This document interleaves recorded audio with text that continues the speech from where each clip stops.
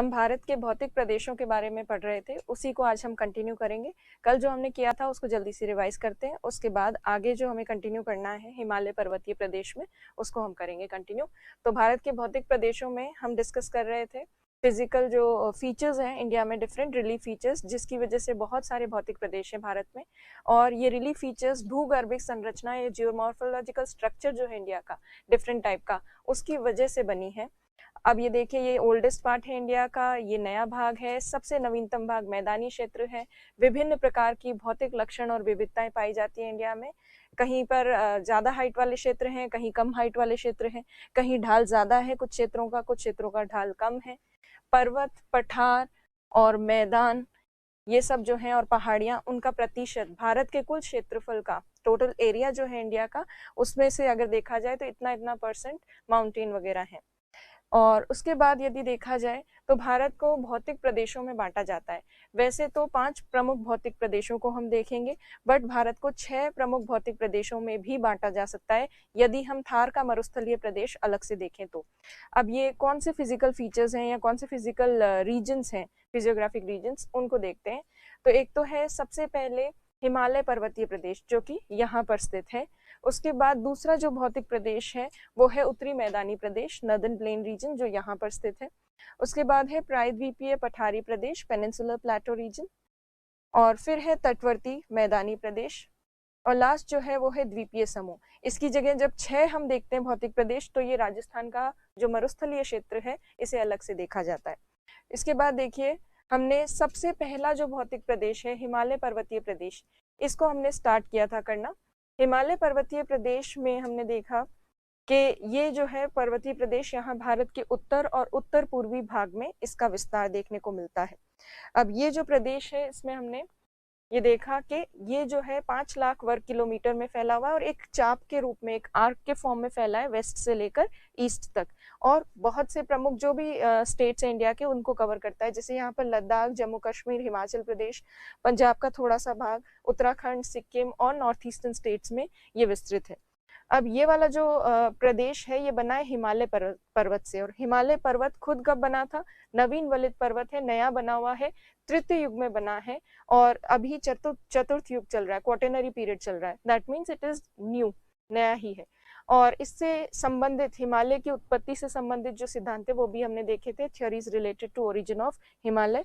2 major theories को हमने discuss किया था। एक तो कोबर की जियोसिंक्लाइन थ्योरी, और दूसरी थ्योरी जो हमने डिस्कस की थी वो थी प्लेट टेक्टोनिक थ्योरी, जो हम पहले ही भी कर चुके हैं। उसके बाद हिमालय को यदि देखा जाए तो हिमालय के 3 प्रमुख भाग हैं। एक तो है ट्रांस हिमालय, फिर आ जाता है मुख्य हिमालय, उसके बाद है पूर्वांचल। हम ट्रांस हिमालय वाला सेक्शन कल देख चुके थे। आज हम मुख्य हिमालय वाला जो भाग है इसको देखेंगे। उसको देखें उससे पहले ट्रांस हिमालय में जो हमने किया था उसको जल्दी से रिवाइज कर लेते हैं। तो देखिए, ट्रांस हिमालय जो है ये मुख्य हिमालय के पीछे स्थित है, वृष्टि छाया क्षेत्र में, रेन शैडो रीजन में। और मेनली इंडिया के लद्दाख वाला जो सेक्शन है उसमें विस्तृत है ये। इंडिया में लद्दाख में विस्तार है, और पास में तिब्बत वाला जो क्षेत्र है उसमें भी इसका विस्तार ज्यादा है। इसीलिए इसे कहा जाता है तिब्बतन हिमालय या तिब्बत हिमालय। ये वृष्टि छाया क्षेत्र में है, रेन शैडो रीजन में, इसलिए यहाँ शुष्क परिस्थितियां हैं। और 3 प्रमुख श्रेणियां हैं यहाँ पर, जो कि है काराकोरम, लद्दाख और जास्कर। ये इनका सीक्वेंस है। और वृष्टि छाया क्षेत्र में होने का कारण शुष्क परिस्थितियां, वनस्पति बहुत कम है, और भारत का ठंडा मरुस्थलीय क्षेत्र यहाँ पर है। ये सब हमने कल देखा था। अब ये जो 3 श्रेणियां देखी थी, इनमें हमने क्या क्या चीजें डिस्कस की थी कल, वो जल्दी से देखते हैं।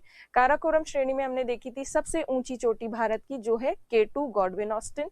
और ये गॉडविन ऑस्टिन K2 जो है ये विश्व की दूसरी सबसे ऊंची चोटी भी है। उसके बाद ये जो लद्दाख की सबसे ऊंची चोटी है, इसका नाम है रकापोशी, ये भी हम कल देख चुके हैं।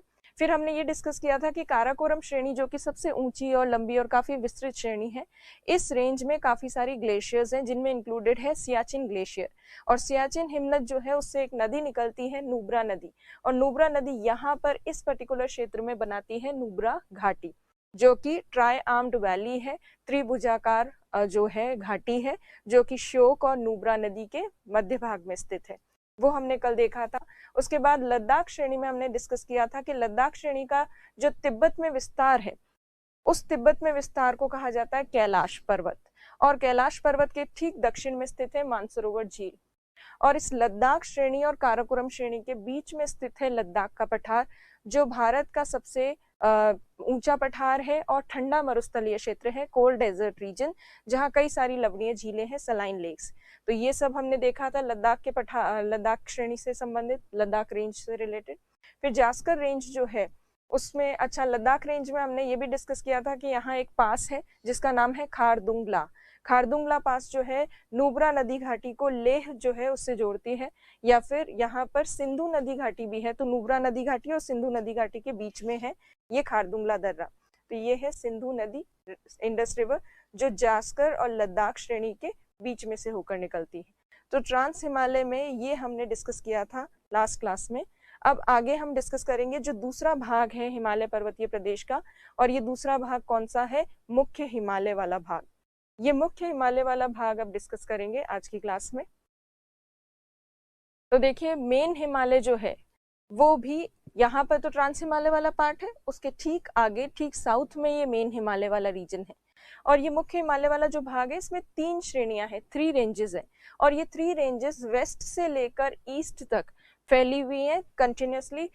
इनमें से जो 3rd रेंज है शिवालिक, वो कई टुकड़ों में बटी हुई है, सतत नहीं है, कंटिन्यू नहीं है। तो ये 3 रेंजेस जो है इनसे बना है ये मुख्य हिमालय वाला भाग। अब ये मुख्य हिमालय वाला भाग यदि देखें तो यहाँ आपको याद होगा, यहाँ से सिंधु नदी आती है जास्कर के ठीक उत्तर में से। तो ये मेन हिमालय वाला part Indus river valley, Sindhu नदी घाटी से लेकर यहाँ ब्रह्मपुत्र नदी घाटी तक विस्तृत है। तो इंडस और ब्रह्मपुत्र के बीच में विस्तृत है ये वाला भाग। सिंधु नदी घाटी, इंडस रिवर वैली से लेकर यहाँ इस साइड से लेकर, और यहाँ पर ब्रह्मपुत्र नदी घाटी तक विस्तृत है। और अगर हम इसका पश्चिम से पूर्व तक विस्तार देखें पूरा, तो पश्चिम से पूर्व तक इसका विस्तार लगभग 2400 किलोमीटर है, 2400 किलोमीटर दूरी तक विस्तृत है पश्चिम से पूर्व तक। इसकी चौड़ाई यदि आप देखेंगे तो ये वेस्टर्न साइड में ज़्यादा चौड़ा है, और जैसे जैसे ईस्टर्न साइड में जाते हैं पूर्वी भाग में, इसकी चौड़ाई थोड़ी थोड़ी कम होती जाती है। और ये वाला जो मेन हिमालय वाला पार्ट है, इसकी ऊंचाई की अगर बात करें तो नेपाल वाला जो सेक्शन है वहाँ इसकी ऊंचाई काफ़ी ज़्यादा है। यदि देखा जाए इस मेन हिमालय को, तो केवल ये इंडिया में नहीं है, इंडिया के साथ साथ पड़ोसी देशों में भी इसका विस्तार है। जैसे इंडिया के अलावा नेपाल में विस्तृत है ये, नेपाल के अलावा तिब्बत में है, और उसके अलावा भूटान में है। तो इन देशों में विस्तार है इसका, और इंडिया में भी, इंडिया में काफी ज्यादा विस्तार है इस मुख्य हिमालय वाले भाग का। तो इतनी दूरी में विस्तृत है, चौड़ाई पश्चिम में ज्यादा है, पूर्व में चौड़ाई कम है, और ऊंचाई नेपाल वाला जो सेक्शन है उसमें सबसे ज्यादा है, और ब्रह्मपुत्र और सिंधु नदी के बीच में है, इंडस से लेकर ब्रह्मपुत्र के बीच में। तो अब देखिए, ये जो है अभी हमने डिस्कस किया, extends from west to east over a distance of 2400 kilometre between Indus and Brahmaputra river. अब इसमें देखिए, इंडिया, तिब्बत, नेपाल, भूटान, इन देशों में इसका विस्तार है। अब अच्छा, यदि हम ढाल की बात करें, स्लोप्स की, तो मुख्य हिमालय की जो तीनों श्रेणियां हैं उनकी 2 स्लोप्स हैं। एक स्लोप तो है इंडिया की तरफ वाला ढाल, और भारत की तरफ वाला ढाल जो है उसे कहते हैं सदर्न स्लोप, दक्षिणी ढाल। और तिब्बत की तरफ, पीछे की तरफ, नेपाल, तिब्बत, इनकी तरफ जो ढाल है स्लोप, उसे कहा जाता है नर्दर्न स्लोप। अगर हम हिमालय की श्रेणियों का दक्षिणी ढाल देखें तो इसका सदर्न स्लोप बहुत स्टीप है, बिल्कुल ऑलमोस्ट सीधा है, और उसका नर्दर्न स्लोप यदि देखा जाए तो काफी मंद है। तो यदि ढाल की बात करें तो इधर हम बताएंगे दक्षिणी ढाल, सदर्न स्लोप, जो इंडिया की तरफ है, और दूसरी तरफ नर्दर्न स्लोप हम देखेंगे जो कि चाइना की तरफ, तिब्बत की तरफ वाला भाग है। तो यदि हम स्लोप को देखें तो सदर्न स्लोप काफी स्टीप है, मतलब काफी तीव्र ढाल है, और दक्षिणी ढाल तीव्र होने के साथ साथ ये इस तरह का ढाल है, और उत्तरी ढाल जो है वो इस तरह से मंद है। सो सदर्न स्लोप थोड़ा सा स्टीप है, और नर्दर्न स्लोप जो है वो बिल्कुल जेंटल है। और जहाँ पर जेंटल स्लोप होता है, मंद ढाल है, उसकी वजह से यहाँ पर काफी सारे ग्लेशियर्स जो हैं वो देखने को मिलते हैं नर्दर्न स्लोप वाली तरफ। तो दक्षिणी ढाल तो बिल्कुल स्टीप है, तीव्र ढाल वाला, और ये मंद है। मंद होने की वजह से इस पर काफी सारे हिमनद वगैरह हमें देखने को मिलते हैं, और ये वाला जो साइड है ये काफी स्टीप है। अब सदर्न स्लोप की एक और इम्पॉर्टेंट बात है, जब मानसून वर्षा प्राप्त होती है तो भारत की तरफ से आती है, और भारत की तरफ जो हिमालय का मुख है वहां पर रेनफॉल जो है मानसून रेन सदर्न स्लोप्स पे हिमालय के काफी ज्यादा रिसीव होती है। इसीलिए जो दक्षिणी ढाल है हिमालय का, वहां पर वनस्पति ज्यादा देखने को मिलती है, तुलना में किसकी तुलना में, नदर्न स्लोप की तुलना में, क्योंकि यहाँ पे इस साइड वर्षा थोड़ी ज्यादा होती है इस वजह से। तो ये तो हुई स्लोप्स की बात। अच्छा, स्लोप्स को अवतल और उत्तल के हिसाब से भी डिफाइन किया जाता है। तो हिमालय का जो सदर्न स्लोप है वो तो है कॉन्वेक्स स्लोप, उत्तल ढाल, और दूसरी तरफ वाला जो ढाल है वो है कॉनकेव स्लोप, जिसे कहते हैं अवतल ढाल, क्योंकि मंद ढाल है ये। तो एक तरफ नर्दर्न स्लोप तो बहुत स्टीप है, सदर्न स्लोप बिल्कुल जेंटल है, कॉनकेव शेप का है। तो ये दोनों तरफ के स्लोप्स हैं हिमालय के। अब हिमालय के ये स्लोप्स देखने के बाद अब यदि बात करें चौड़ाई की, तो जैसा मैंने बताया चौड़ाई जो है पश्चिम में ज्यादा है और पूरब में कम है। अब पश्चिम में कितनी ज्यादा है, तो पश्चिमी भाग जो चौड़ा है वो लगभग 400 किलोमीटर चौड़ाई हमें पश्चिमी भाग की देखने को मिलती है, वेस्टर्न पार्ट की। ईस्टर्न पार्ट की जो चौड़ाई है वो 150 किलोमीटर के आसपास तक हो जाती है, जो कि काफी कम हो जाती है, सकड़ा हो जाता है उस क्षेत्र से हिमालय वाला भाग। फिर यदि हम देखें तो हिमालय की ऊंचाई नेपाल वाले सेक्शन में सबसे ज्यादा है और 2400 किलोमीटर की दूरी में विस्तृत है, ये हमने पहले देखा था। अब स्नो लाइन की अगर बात करें, एक कॉन्सेप्ट है स्नो लाइन वाला, तो देखिए स्नो लाइन में स्नो लाइन माउंटेन्स पर, पर्वतीय क्षेत्र में एक ऐसी लाइन है जिसके बाद हमें बर्फ से ढके हुए क्षेत्र मिलते हैं, स्नो कवर्ड रीजन्स मिलते हैं। तो पर्वतों में जिस ऊंचाई से हमें स्नो कवर्ड रीजन मिलना शुरू हो जाते हैं, बर्फ से ढके क्षेत्र मिलना शुरू हो जाते हैं, उसे कहा जाता है स्नो लाइन। अब स्नो लाइन की यदि हम बात करें तो दो तरह से हमें देखनी है। एक तो है पूर्वी हिमालय, ये वाला सेक्शन जो सिक्किम के आगे वाला है इंडिया में, और यहाँ उत्तराखंड, जम्मू कश्मीर और हिमाचल प्रदेश वाला दूसरा सेक्शन। तो हिमालय का ये वाला जो भाग है इसे हम पश्चिमी भाग कह सकते हैं, वेस्टर्न साइड हिमालय का, और ये ईस्टर्न साइड, सिक्किम वाली साइड जो है नॉर्थ ईस्टर्न स्टेट्स की तरफ, उत्तर पूर्वी राज्यों की तरफ। तो हिमालय की यदि हम पूर्वी और पश्चिमी भाग की बात करें तो ईस्टर्न साइड हिमालय की और वेस्टर्न साइड। हिमालय के पश्चिमी भाग में जो पर्वत है हिमालय वाला, उसकी स्नो लाइन हमें काफी ऊंची देखने को मिलती है, 50 to 100 मीटर या 5500 मीटर के ऊपर स्नो लाइन मिलती है। मतलब बर्फ हमें 5000 मीटर की ऊंचाई तक नहीं मिलती, उसके ऊपर मिलता है, 5000 मीटर के ऊपर बर्फ मिलता है, तो स्नो आपको 5000 मीटर के ऊपर मिलेगा। जबकि पूर्वी जो हिमालय वाला भाग है वहां पर हमें स्नो लाइन देखने को मिलती है 4500 मीटर के आसपास ही। तो यदि आप देखेंगे दोनों को कंपैरेटिवली, तो स्नो लाइन कहाँ की नीची है, पूर्वी जो हिमालय वाला भाग है उसकी स्नो लाइन या हिम रेखा जो है वो नीची पाई जाती है, और पश्चिमी हिमालय वाली भाग की स्नो लाइन जो है वो ऊंची पाई जाती है। सामान्यतः अगर हम अक्षांशों के आधार पर देखें, लैटिट्यूड्स के बेसिस पर, तो लैटिट्यूड्स में यदि आप देखें कि मान लीजिए ये अर्थ है, ये है इक्वेटर 0 डिग्री, और ऊपर 90 डिग्री की तरफ जब जाते हैं, तो 0 डिग्री से जब हम 90 डिग्री की तरफ जाते हैं तो जनरली 0 डिग्री वाले क्षेत्र में, इक्वेटर वाले पार्ट में स्नो लाइन बहुत ऊंची होती है, क्योंकि स्नो वहां पे इक्वेटोरियल रीजन जो है यहाँ पर बहुत गर्मी पड़ती है, इसलिए तो विषुवत रेखीय क्षेत्र में स्नो लाइन या हिम रेखा बहुत ऊंचे पर्वतों पर पाई जाती है। बहुत ऊंचा होगा तभी वो बर्फ से ढका होगा, कम ऊंचाई वाला पर्वत बर्फ से ढका नहीं होता। और जैसे जैसे विषुवत रेखा से ध्रुवों की तरफ बढ़ते हैं, हिम रेखा कम होती जाती है, और ध्रुवों पर तो इतनी कम हो जाती है कि आपको नीचे जो सतह वाला भाग है, बिल्कुल सी लेवल वाला जो रीजन है, उस सी लेवल वाले रीजन में भी आपको बर्फ जमी हुई मिलेगी, बिल्कुल सतह पर, मैदान पर भी। तो ध्रुवीय क्षेत्र की तरफ जाते जाते हिम रेखा जो है वो कम होती है।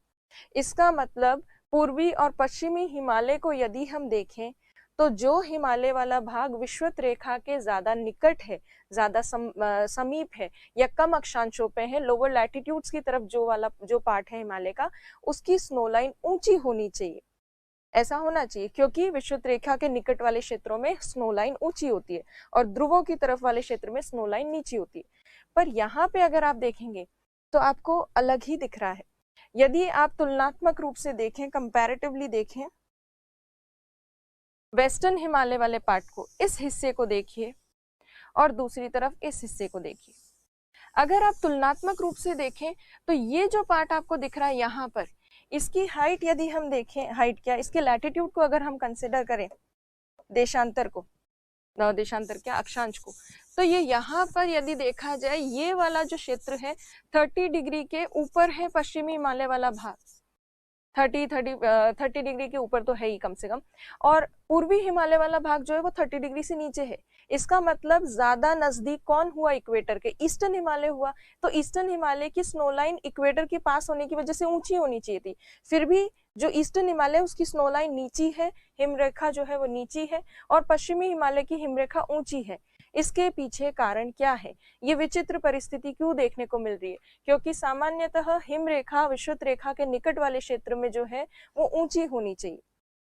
तो स्नो लाइन के कॉन्सेप्ट समझ में आया। अब ये क्यों है, ऐसा विचित्र स्थिति क्यों देखने को मिलती है? वो इसलिए क्योंकि पूर्वी भाग जो है भारत का, वहां वर्षा ज्यादा होती है, आर्द्रता ज्यादा होती है, और उस आर्द्रता की वजह से हमको स्नो लाइन जो है वो 4500 मीटर के आसपास देखने को मिल जाती है, स्पेशली शीत ऋतु में, विंटर के टाइम पर।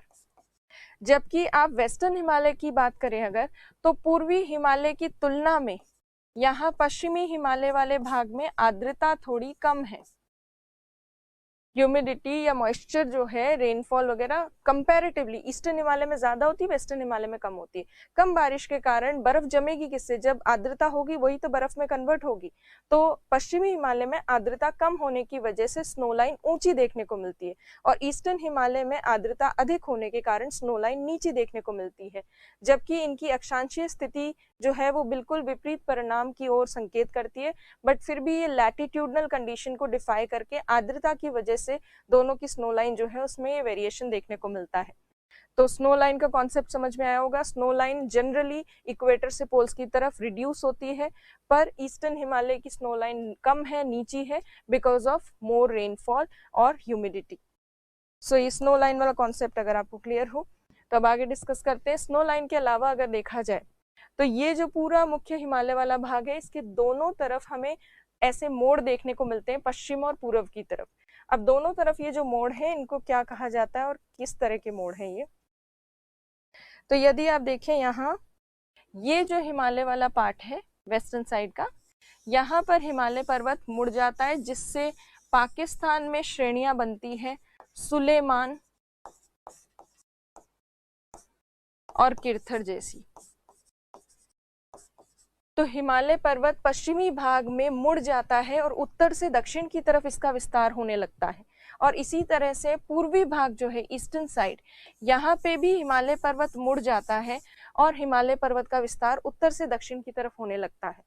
और यहाँ पर जब मुड़ता है तो यहाँ बनता है पूर्वांचल पर्वत या पूर्वांचल। तो हिमालय के दोनों तरफ, दोनों एजेस जो हैं, दोनों किनारे जो हैं, वहां पर पश्चिमी और पूर्वी भाग में हिमालय मुड़ जाता है, और उस मुड़ने को, मोड़ को ही क्या कहा जा रहा है? अक्षांगीय मोड़ कहा जा रहा है, सिंटेक्सियल बेंड कहा जा रहा है। और इस सिंटेक्सियल बेंड की वजह से ही पूर्वांचल हिमालय का निर्माण हुआ है, और पाकिस्तान में कई अन्य रेंजेस जो है, श्रेणियां जैसे सुलेमान आदि, इन सब का निर्माण हुआ है। तो मुख्य हिमालय के दोनों तरफ आपको अक्षांगीय मोड़ भी देखने को मिलेंगे। फिर अब मुख्य हिमालय वाला जो भाग है, इसमें ये 3 श्रेणियां हैं, 3 रेंजेस हैं। कौन कौन सी हैं? तो सबसे पहले तो है वृहद हिमालय, ग्रेट हिमालय, ये जो सबसे नॉर्दर्न मोस्ट है ये है ग्रेट हिमालय। उसके बाद है मिडल हिमालय, मध्य हिमालय वाला भाग, और सबसे बाहर जो है वो है शिवालिक। तो ग्रेट हिमालय, मध्य हिमालय और शिवालिक, ये 3 श्रेणियां हैं। तो कुल मिलाकर मुख्य हिमालय वाला भाग ये है। इसको मैं जल्दी से रीड आउट कर देती हूँ, आप भी इसको देख लीजिए और नोट्स बनाने में आपके लिए इजी होगा, उस तरह से मैं बोल देती हूँ। तो ये मुख्य हिमालय जो है, ये हिमालय पर्वतीय प्रदेश का दूसरा प्रमुख भाग है, जिसका विस्तार पश्चिम से पूर्व तक 2400 किलोमीटर की दूरी में सिंधु तथा ब्रह्मपुत्र नदी घाटी के बीच है। इसका विस्तार भारत, तिब्बत, नेपाल तथा भूटान में देखने को मिलता है। हिमालय पर्वत श्रेणियों का दक्षिणी ढाल तीव्र तथा उत्तरी ढाल मंद है। और उसके साथ साथ चौड़ाई पूर्व पश्चिमी भाग में ज्यादा है और पूर्वी भाग में कम है। हिम रेखा पश्चिमी हिमालय की ऊंची है और पूर्वी हिमालय की हिम रेखा नीची देखने को मिलती है। हिमालय के दोनों किनारों पर अक्षांगीय मोड़ देखने को मिलते हैं तथा 3 श्रेणियां इस मुख्य हिमालय वाले भाग में सम्मिलित हैं, जिसमें है वृहद हिमालय, मध्य हिमालय और शिवालिक। सबसे पहली श्रेणी को, वृहद हिमालय को हम सबसे पहले देखेंगे। ग्रेट हिमालय वाले पार्ट की अगर बात करें तो ये ग्रेट हिमालय जो है ये भी विस्तृत है जम्मू कश्मीर से लेकर अरुणाचल प्रदेश तक। जैसे अभी बाकी सारी रेंजेस देखी हमने, इंडस सिंधु से लेकर ब्रह्मपुत्र तक विस्तार है पूरे मुख्य हिमालय का, वैसे ही वृहद हिमालय, ग्रेट हिमालय का भी विस्तार कहाँ से कहाँ तक है, जम्मू कश्मीर से लेकर अरुणाचल प्रदेश तक। अब ये जो विस्तार है ये कौन कौन सी चोटियों के बीच में है वो देखिए। तो जम्मू कश्मीर वाला जो भाग है वहां एक पर्वत चोटी है जिसका नाम है नंगा पर्वत।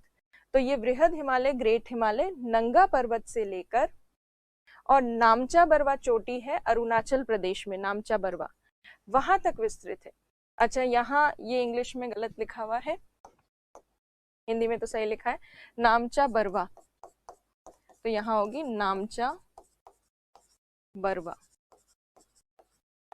तो ये जो हिमालय की श्रेणी है वृहद हिमालय, ये सबसे नॉर्दर्न मोस्ट रेंज है मेन हिमालय की, और ये नंगा पर्वत से लेकर नामचा बरवा के बीच में इसका विस्तार है। और विस्तार कितना है, वही 2400 किलोमीटर का विस्तार है, 2400 किलोमीटर वेस्ट से ईस्ट फैली हुई है इस तरह से। और चौड़ाई जो है वो वही पश्चिमी भाग में चौड़ाई ज्यादा है और पूर्वी भाग में चौड़ाई कम हो जाती है। अब हाइट की यदि बात करें तो वही सिंपल सा, हाइट ज्यादा कहाँ देखने को मिलती है, नेपाल वाला जो बीच वाला सेक्शन है वहां की ऊंचाई सबसे ज्यादा है। यदि हम औसत ऊंचाई की बात करें, एवरेज हाइट की, तो वैसे तो ये विश्व की सबसे ऊंची श्रेणी है, पर इसकी एवरेज हाइट जब देखते हैं तो ये 6100 मीटर इसकी एवरेज हाइट है। जब भी हाइट बताई जाती है वो मीटर में बताई जाती है, लेंथ और विड्थ वगैरह जो है, चौड़ाई लंबाई, वो किलोमीटर में बताई जाती है। तो 6100 मीटर इसकी औसत ऊंचाई है, एवरेज हाइट ये है। पर यदि हम देखें तो ये विश्व की सबसे ऊंची श्रेणी है और इसी श्रेणी में विश्व की सबसे ऊंची चोटी देखने को मिलती है, हाईएस्ट पीक ऑफ वर्ल्ड भी इसी में हमें देखने को मिलती है। अब जो है चौड़ाई भी इसकी पश्चिम में ज्यादा है, पूर्व में कम है। अगर हम औसत स्तर पे देखें, एवरेज बेसिस पर इसकी विड्थ, तो इसकी औसत चौड़ाई या विड्थ जो है वो हमें 25 किलोमीटर देखने को मिलती है, 25 किलोमीटर। तो औसत चौड़ाई 25 किलोमीटर, औसत ऊंचाई 6100 मीटर, चौड़ाई पश्चिम में ज्यादा, पूर्व में कम, और विस्तार नंगा पर्वत से नामचा बरवा तक। और ऊंचाई ज्यादा कहाँ है, नेपाल वाले सेक्शन में। ये अभी मैंने बताया इसका विस्तार कितने किलोमीटर में है, 2400 किलोमीटर, पश्चिम से पूर्व 2400 किलोमीटर। अब देखिए ये विश्व की सबसे ऊंची चोटी है, जैसा मैंने अभी आपको, ऊंची श्रेणी है जैसा बताया मैंने अभी आपको। और विश्व की सबसे ऊंची चोटी जो कि कौन सी है, माउंट एवरेस्ट, वो भी इसी श्रेणी का भाग है। तो माउंट एवरेस्ट वर्ल्ड की हाईएस्ट पीक भी यहाँ देखने को मिलती है। और ये माउंट एवरेस्ट है कहाँ पर, तो ये है नेपाल और तिब्बत के सीमा क्षेत्र पर, नेपाल और तिब्बत के बॉर्डर रीजन पर। और नेपाल में इस माउंट एवरेस्ट को सागर माथा भी कहा जाता है, सागर माथा नाम से जाना जाता है। अब देखिए ये सबसे ऊंची चोटी है यहाँ पर। तो माउंट एवरेस्ट जो है इंडिया में नहीं है, नेपाल और तिब्बत के सीमा क्षेत्र पर है। और भी कई अन्य ऊंची चोटियां इसका भाग हैं, इस रेंज का पार्ट है, जैसे कंचनजंगा, नंदा देवी, ये सब पीक्स जो हैं ये भी इसी का पार्ट है, इस रेंज का। तो सागर माथा कहा जाता है कहाँ, नेपाल में। अब हिमाद्री जो है, इस श्रेणी को हिमाद्री नाम से भी जाना जाता है। हिमाद्री इसलिए कहा जाता है क्योंकि हिम का आवरण इस पे पूरे साल बना रहता है, बर्फ से ढकी हुई रहती है, क्योंकि ऊंचाई इसकी काफी ज्यादा है।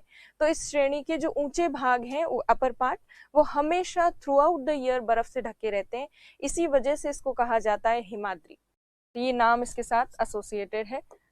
उसके अलावा यदि देखें हिमनद, जैसे हमने ट्रांस हिमालय वाली रेंजेस की थी, उसमें काराकोरम रेंज की थी, काफी ऊंची है, उसमें काफी सारे ग्लेशियर्स हैं, वैसे ही इस विश्व की सबसे ऊंची श्रेणी में हिमनद होना और बहुत से हिमनद होना स्वाभाविक सी बात है। तो यहाँ बहुत सारे ग्लेशियर्स हैं, और कौन कौन से मेजर ग्लेशियर्स हैं वो देखिए। यहाँ गंगोत्री है, यमुनोत्री है, सतोपन, पिंडर, मिलान, ये सब ग्लेशियर्स हैं। और इन्हीं से भारत की प्रमुख नदियां निकलती हैं, जैसे गंगा नदी निकलती है, यमुना नदी निकलती है। तो ये जो मेजर रिवर्स हैं इंडिया की, वो इसी प्रमुख श्रेणी से निकलकर आती हैं। इसीलिए ये जो श्रेणी है ये हमारे लिए जल सुरक्षा के लिए या वाटर जो रिसोर्सेज जो हैं उसकी वजह से ये इम्पोर्टेंट है रेंज। उसके अलावा यदि देखा जाए, यहाँ ये कंटिन्यूस रेंज है, बहुत ऊंची भी है और बिल्कुल सतत है, कहीं गैप नहीं है इस रेंज में पश्चिम से लेकर पूर्व तक। इसीलिए जब कोई कंटिन्यूस रेंज होती है तो उसको काट कर पासेस बनाए जाते हैं, दर्रे बनाए जाते हैं। तो इस रेंज में भी कई सारे पासेस हैं और उसमें इंक्लूडेड है जोजिला, बुर्जिला, शिवकिला, ये सारे पासेस जो हैं, नाथुला, जलीपला, ये सब पासेस इस रेंज में हैं। हिमालय के जितने भी पासेस हैं उनको हम एक साथ देखेंगे जब हम ये सेक्शन कर लेंगे। उसके बाद हिमालय पर्वतीय प्रदेश के एंडिंग में हम देखेंगे एक साथ सारे पासेस को।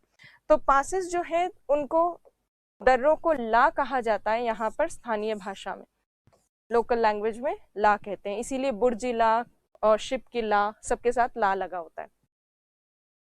तो अब देखिए ये जो हमने अभी किया, मुख्य हिमालय में यही प्रमुख चीजें हैं। अगर मुख्य हिमालय का के आपको नोट्स बनाने हो या लिखना हो उसको शॉर्ट में, तो कैसे लिखा जा सकता है?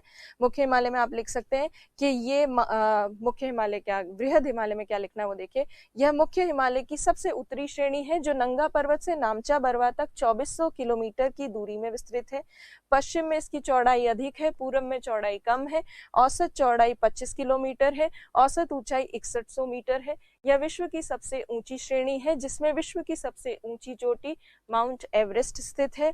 इस श्रेणी में बहुत से हिमनद स्थित हैं जिनसे भारत की प्रमुख नदियां निकलती हैं तथा ये हिमाद्री के नाम से जानी जाती है, और बहुत से दर्रे भी हैं इस सतत श्रेणी में।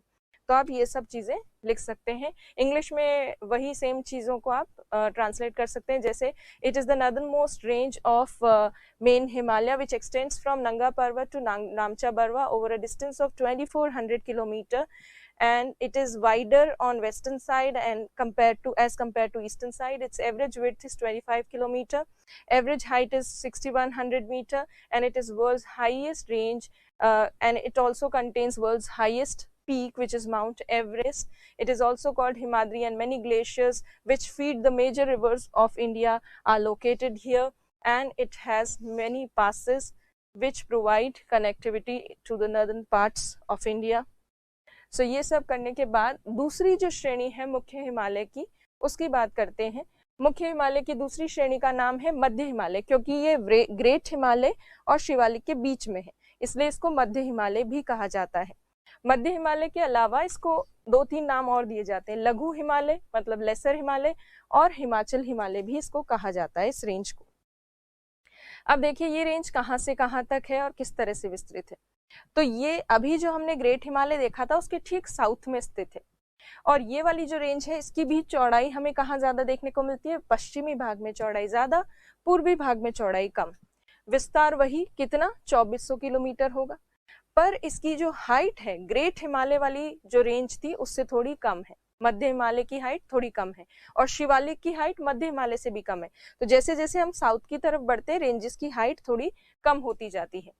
तो इसकी अगर हाइट की हम बात करें तो इसकी एवरेज हाइट है 3700 मीटर से लेकर 4500 मीटर, 3700 से 4500 मीटर इसकी लगभग ऊंचाई पाई जाती है, और 50 किलोमीटर के आसपास इसकी औसत चौड़ाई है। एवरेज जो विड्थ है वो 50 किलोमीटर के आसपास देखने को मिलती है। अब ये जो रेंज है श्रेणी, क्योंकि इसकी हाइट इतनी कम है, मतलब एवरेज हाइट ही 3700-4500 मीटर के आसपास है, इसी वजह से होता क्या है कि ये सर्दियों में तो इसका ऊपर वाला भाग बर्फ से ढक जाता है, पर जैसे ही गर्मियां आती हैं तो इसका ऊपरी भाग में जो भी बर्फ होती है, स्नो, वो पिघल जाती है, और जब स्नो मेल्ट होती है समर के टाइम पर, तो यहाँ पर ये जो हायर रीजन्स हैं इस माउंटेन के, यहाँ घास के मैदान विकसित होते हैं, घास के मैदान। और इतनी ऊंचाई पर जो घास के मैदान विकसित होते हैं, ग्रासलैंड्स, वो ठंडे या शीतोष्ण घास के मैदान होते हैं। तो इस हिमालय की श्रेणी में शीतोष्ण घास के मैदानों का विकास होता है। कब? गर्मियों के समय। टेम्परेट जो ग्रासलैंड्स हैं वो डेवलप होते हैं समर के टाइम पर, और ये जो टेम्परेट ग्रासलैंड्स हैं जो इस यहाँ पर श्रेणी पर पाए जाते हैं उनको विभिन्न नाम से जाना जाता है। जैसे जम्मू कश्मीर वाला जो पार्ट है वहाँ कहते हैं मर्ग। जैसे आपने सुना होगा गुलमर्ग, सोनमर्ग, जो टूरिस्ट प्लेसेस हैं गुलमर्ग, सोनमर्ग वगैरह, ये यहाँ पर मर्ग जो है ये घास के मैदान ही है और कुछ नहीं। तो और उत्तराखंड में जो है इन्हें कहा जाता है बुग्याल, प्याला, इस तरह के कई नामों से जाना जाता है इन शीतोष्ण घास के मैदानों को। और हाइट कम होने की वजह से गर्मियों में यहाँ पर बर्फ पिघलने से ये घास के मैदान बनते हैं। और ये जो घास के मैदान है ग्रासलैंड्स, इनका यूज करती है लोकल कम्युनिटी अपने पशुओं को, अपने एनिमल्स को ग्रेजिंग करवाने के लिए। तो अपने पशुओं को चारा चराने के लिए कई सारे स्थानीय समुदाय यहाँ पर बर्फ जब हट जाती है, घास के मैदान विकसित होते हैं गर्मियों में, तब अपने पशुओं को लेकर यहाँ आते हैं। तो लोकल कम्युनिटीज गर्मियों में तो ऊपर चढ़ जाती है पर्वतों पर घास के मैदानों का उपयोग करने के लिए, और सर्दियों में जैसे ही बर्फ जमती है यहाँ पर्वत के ऊपरी भाग में, तो वो वापस नीचे आ जाते हैं पशुओं के साथ। तो जब कोई स्थानीय समुदाय अपने पशुओं के साथ ऋतु में परिवर्तन होने पर एक स्थान से दूसरे स्थान तक जाते हैं तो उसे कहा जाता है ऋतु प्रवास। ऋतु प्रवास। तो यहाँ इस श्रेणी में ट्रांसह्यूमेंस या सीजनल जो माइग्रेशन है वो किया जाता है लोकल कम्युनिटीज द्वारा। सीजनल माइग्रेशन, गुर्जर और बकरवाल जो कम्युनिटीज हैं वो ज्यादातर इस तरह के सीजनल माइग्रेशन या ऋतु प्रवास जो है वो श्रेणी क्षेत्र में करती है। तो ये इसकी मुख्य बात हो गई। तो ये जो रेंज है उसमें देखिए अब जो प्रमुख चीजें हैं, अब आप यहाँ पे यदि देखेंगे ये श्रेणी पश्चिम से लेकर पूर्व तक काफी सारे नाम अलग अलग राज्यों में इस श्रेणी के हैं, और जो डिफरेंट नेम्स हैं इस रेंज के वो कौन कौन से हैं वो भी देखेंगे। तो पहला पार्ट जम्मू कश्मीर में है, जम्मू कश्मीर में इसका नाम है पीर पंजाल। फिर है हिमाचल प्रदेश वाला क्षेत्र जिसमें है धौलाधर नाम से जाना जाता है इसको। फिर उसके बाद उत्तराखंड वाला भाग है जहाँ मसूरी नागटिब्बा नाम से जानते हैं। फिर नेपाल वाला सेक्शन है जहाँ महाभारत के नाम से जाना जाता है। फिर सिक्किम वाला क्षेत्र है जहाँ इसे डोकिया नाम से जानते हैं। फिर भूटान वाला सेक्शन है जहाँ ब्लैक माउंटेन के नाम से जानते हैं। अरुणाचल प्रदेश में इस रेंज का कोई अलग से नाम नहीं है। जो डिफरेंट नेम्स है वो यहाँ लिखे हैं, पीर पंजाल, धौलाधर, मसूरी नागटिब्बा, महाभारत, डोकिया, ब्लैक माउंटेन। ये देखिए पहला नंबर पीर पंजाल यहाँ, दूसरा नंबर धौलाधर, तीसरा नंबर मसूरी नागटिब्बा, चौथा नंबर महाभारत, डोकिया और ये ब्लैक माउंटेन। कौन कौन से स्टेट्स में है वो भी देख लेते हैं। पीर पंजाल है जम्मू कश्मीर में, धौलाधर हिमाचल प्रदेश में, ये उत्तराखंड में नाम है, महाभारत नेपाल में नाम है, मध्य हिमालय श्रेणी का, मिडिल हिमालय रेंज का, सिक्किम में इसको कहा जाता है डोकिया, और भूटान में इसको कहा जाता है ब्लैक माउंटेन। तो ये डिफरेंट नेम्स हैं इसके। और ये जो मिडिल हिमालय वाली जो रेंज है, श्रेणी है, इसके ठीक पीछे की तरफ, ठीक नॉर्थ में क्या स्थित है, अभी जो हमने श्रेणी की थी, कौन सा नाम, बृहद हिमालय वाली भाग, जो विश्व की सबसे ऊंची श्रेणी है। तो मिडिल हिमालय के ठीक पीछे नर्दर्न पार्ट में स्थित है ग्रेट हिमालय। ग्रेट हिमालय और मिडिल हिमालय वाली जो रेंज है, दोनों रेंजेस के बीच में जो गैप है वहां पर कई सारी वैलीज हैं, कई सारी घाटियां हैं, क्योंकि दो पर्वतों के बीच में क्या होती हैं, कई सारी घाटियां होती हैं। तो बहुत सारी जो घाटियां हैं ग्रेट हिमालय और मिडिल हिमालय के बीच में, मतलब इसके ठीक पीछे की तरफ, नॉर्थ की तरफ, उनमें सम्मिलित है कश्मीर घाटी, कुल्लू घाटी हिमाचल प्रदेश की, कांगड़ा घाटी हिमाचल प्रदेश की, और नेपाल की काठमांडू घाटी। तो ग्रेट हिमालय, बृहद हिमालय और मध्य हिमालय के बीच में बहुत सारी घाटियां पाई जाती हैं, वैलीज देखने को मिलती हैं, जिसमें सम्मिलित है कश्मीर, कुल्लू, कांगड़ा और काठमांडू जैसी कई सारी घाटियां। अब जो है इस श्रेणी में भी कहीं कहीं कुछ पासेस हैं, जिनमें से दो इम्पोर्टेंट पासेस के नाम यहाँ हैं, बनिहाल और पीर पंजाल नाम के दर्रे हैं यहाँ पर। और इन दर्रों को, ये किसको कनेक्ट करते हैं, क्या है, वो हम बाद में एक साथ जो हिमालय के दर्रे करेंगे पासेस, उसमें देखेंगे। तो इसमें पासेस भी हैं इस रेंज में। प्लस यहाँ शीतोष्ण कटिबंधीय घास के मैदान हैं, जिन्हें बुग्याल प्याला के नाम से जाना जाता है उत्तराखंड में, और मर्ग के नाम से जाना जाता है जम्मू कश्मीर में। तो ये हो गई मध्य हिमालय वाली श्रेणी। इसको यदि आपको नोट्स में लिखना हो तो कैसे लिखेंगे, यह मुख्य हिमालय की दूसरी प्रमुख श्रेणी है, जिसका विस्तार पश्चिम से पूर्व तक 2400 किलोमीटर में है। इसकी औसत चौड़ाई 50 किलोमीटर तथा औसत ऊंचाई 3700 से 4500 मीटर है। और ये जो है श्रेणी ये विभिन्न नामों से जानी जाती है, जैसे पीर पंजाल, धौलाधर आदि। फिर उसके बाद इस श्रेणी तथा मध्य हिमालय के बीच में कई सारी घाटियां स्थित है। ग्रीष्म ऋतु के दौरान इस श्रेणी में बर्फ पिघलने से इस श्रेणी के ऊपरी भाग में शीतोष्ण कटिबंधीय घास के मैदानों का निर्माण होता है, जिन्हें मर्ग, बुग्याल, प्याला नाम से जाना जाता है। और उसके साथ साथ ऋतु प्रवास यहाँ करते हैं इन घास के मैदानों में स्थानीय समुदाय। और कई सारी घाटियां जो है यहाँ स्थित, अच्छा घाटियां तो हमने देख लिया, बनिहाल और पीर पंजाल जैसे दर्रे भी इस श्रेणी में स्थित है। उसके साथ साथ इसी श्रेणी क्षेत्र में और इसकी घाटी जो इसके आसपास है वो टूरिस्ट स्पॉट्स हैं, कई इंपॉर्टेंट पर्यटन स्थल है बहुत सारे प्रमुख, जैसे नैनीताल, कुल्लू, मनाली, वो सब यहाँ पर इसी श्रेणी क्षेत्र में स्थित है। टूरिज्म के पॉइंट ऑफ व्यू से ये रेंज काफी इंपॉर्टेंट है। अब जो लास्ट श्रेणी है उसको देख लेते हैं। ये लास्ट श्रेणी किसकी लास्ट है? मुख्य हिमालय की 3 श्रेणियों में से सबसे दक्षिणी श्रेणी है, सबसे सदर्न मोस्ट, और हाइट धीरे धीरे कम होती जाती है। तो शिवालिक वाली जो रेंज है उसकी हाइट तीनों रेंजेस में सबसे कम है और सबसे नई बनी हुई है। जितनी साउथ में होगी रेंज उतना नई बनी हुई है। तो शिवालिक ग्रेट हिमालय और मिडिल हिमालय से के बाद में बनी है। तो लेटेस्ट सबसे नवीनतम श्रेणी है मुख्य हिमालय की। इसका विस्तार भी वही, चौड़ी कहाँ पे है? पश्चिम में, और पूर्व में चौड़ाई कम है। इसकी यदि ऊंचाई की बात करें तो बहुत कम ऊंचाई है, 500 से 1500 मीटर के आसपास हमें इसकी ऊंचाई देखने को मिलती है। और इसका जो विस्तार है पश्चिम से पूर्व तक, ये कंटिन्यू नहीं है, बीच बीच में कई जगह से टूटी हुई है। तो ये डाइसेक्टेड रेंज है, कंटिन्यू रेंज नहीं है, सतत श्रेणी नहीं है, कई टुकड़ों में बटी हुई है। इसकी चौड़ाई की यदि बात करें तो 10 से 50 किलोमीटर के आसपास इसकी चौड़ाई हमें देखने को मिलती है, इतनी ज्यादा चौड़ाई इसकी नहीं है। अब देखिए ये वाली जो श्रेणी है इसको भी कुछ एक नामों से जाना जाता है डिफरेंट प्लेसेस पर, और ये नाम क्या है वो देखिए। जम्मू पहाड़ियां, तो सबसे पहला भाग जो है जम्मू कश्मीर वाला हिस्सा, उसमें से जम्मू पहाड़ियों के नाम से जाना जाता है। हिमाचल प्रदेश में इसका कोई विशेष नाम नहीं है। उत्तराखंड वाला जो भाग है उसमें इसको कहते हैं दूधवा धांग, दूधवा धांग पहाड़ियां, दूधवा धांग हिल्स। नेपाल में इसको कहा जाता है चूड़िया घाट। फिर उसके बाद दाफला, मिसमी, अबोर, मिरी, ये सब जो नाम है ये अरुणाचल प्रदेश में इसके नाम है। तो इस शिवालिक श्रेणी को भी विभिन्न नामों से जाना जाता है। जम्मू पहाड़ियां तो पता ही चल रहा है कहाँ पे नाम है। दूधवा धांग ये जो नाम है ये उत्तराखंड में है। चूड़िया घाट है नेपाल में। दाफला, मिसमी, अबोर, मिरी, ये सारे नाम जो हैं ये अरुणाचल प्रदेश में। तो ये विभिन्न नामों से जानी जाती है।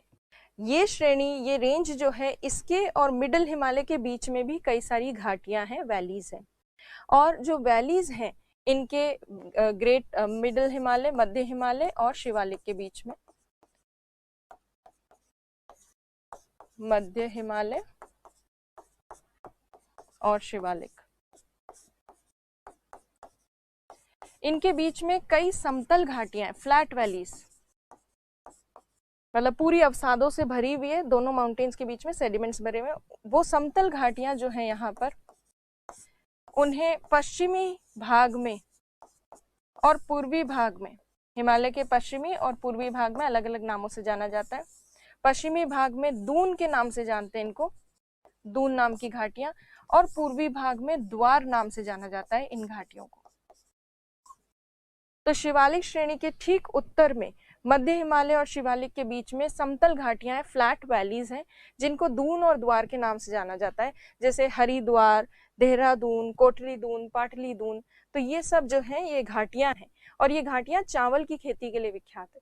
तो दून और द्वार नाम की घाटियां हैं जो चावल की खेती के लिए विख्यात है। दून कहाँ है? पश्चिम में, वेस्ट साइड में दून कहा जाता है, और द्वार कहते हैं ईस्ट साइड में। देहरादून, हरिद्वार, ये सब जो है ये भाग है। अच्छा, यहाँ पर चोस नाम की एक स्पेशल जो चीज है वो हमें शिवालिक श्रेणी में देखने को मिलती है।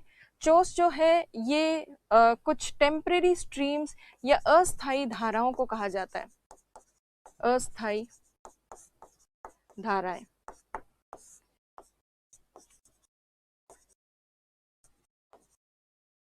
टेम्परेरी स्ट्रीम्स, या फिर हम इनको सीजनल स्ट्रीम्स भी कह सकते हैं, सीजनल स्ट्रीम्स। अब ये सीजनल स्ट्रीम्स जो हैं ये कब आती हैं या कब शिवालिक श्रेणी में देखने को मिलती हैं? तो मुख्यतः जब मॉनसून की स्थिति होती है, मॉनसून के टाइम पर ये जो शिवालिक पर्वत है यहाँ पर वर्षा प्राप्त होती है, मॉनसून पवनें आती हैं और रेनफॉल करती हैं और काफी ज्यादा बारिश प्राप्त होती है। और बारिश के दौरान क्या होता है, शिवालिक श्रेणी क्षेत्र में ऐसी काफी सारी लोकल स्ट्रीम्स, धाराएं जो हैं वो निकलने लग जाती है, रेनी सीजन में ही बनती।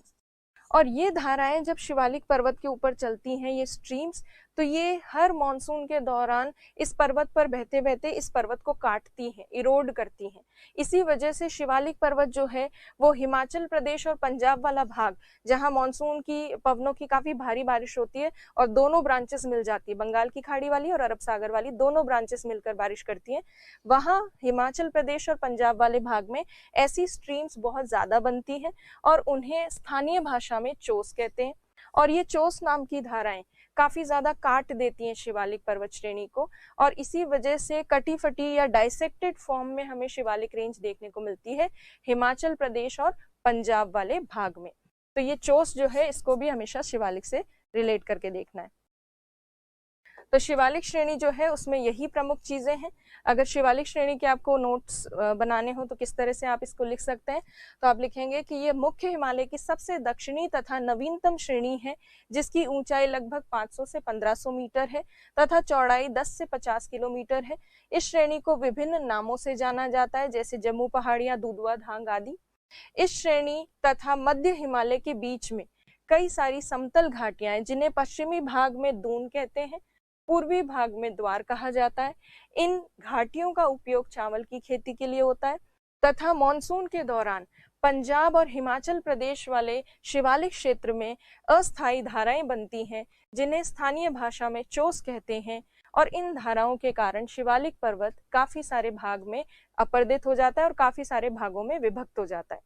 सो ये आप लिख सकते हैं। इंग्लिश में अगर बात करें तो it is the southern most and latest range of main Himalaya, and this range has an average elevation of around 500 to 1500 meter. It has a width of around 10 to 50 kilometer. It has various regional names such as Jammu Hills, Dudhwa Dhang, etc. To the north of Shivalik range and in between Middle Himalaya and Shivalik range, Doon and Dwar valleys, flat valleys are there. They are called Doon on western side, Dwar on eastern side. They are used for rice cultivation, and seasonal streams called Chos dissect Shivalik mountain into different parts. So ये आप लिख सकते हैं।